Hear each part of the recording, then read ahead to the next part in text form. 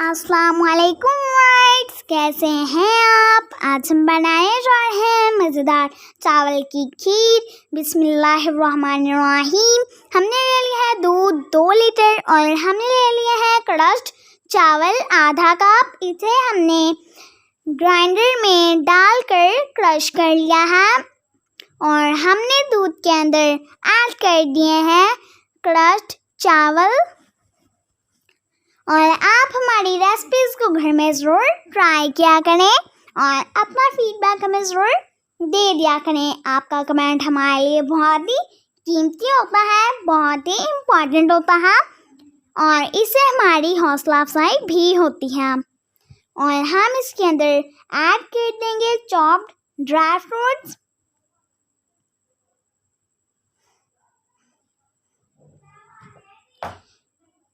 और हम अब इसके अंदर ऐड कर देंगे शुगर यानी चीनी 1 कप और हम इसे कुक कर लेंगे यानी पका लेंगे बिल्कुल लो फ्लेम पे 1 घंटे के लिए।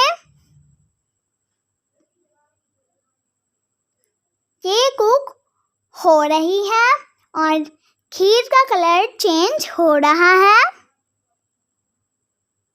खीर का कलर चेंज हो चुका है और ये कुक हो चुकी है और हम अब इसे डिश आउट कर लेंगे।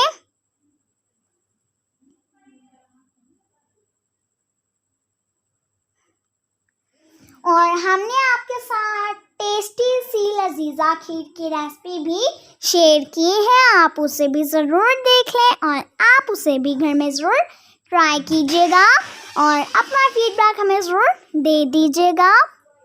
और हम अब इसे गार्निश कर लेंगे और फिर हम इसे सर्व कर लेंगे। और ये बहुत ही मज़ेदार होती है, ख़ास तौर पर बच्चे बड़े और बूढ़े इसे बहुत ज़्यादा पसंद करते हैं और इसमें लज़्ज़त भी भरपूर होती है और ग़िज़ाइयत भी भरपूर होती है।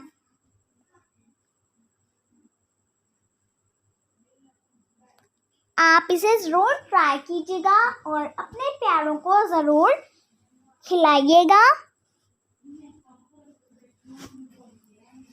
और हमने इसे सर्व कर लिया है और हम आइंदा भी आपके साथ ऐसी मज़ेदार सी प्यारी सी रेसिपी शेयर करते रहेंगे। अल्लाह हाफिज़। अस्सलाम वालेकुम।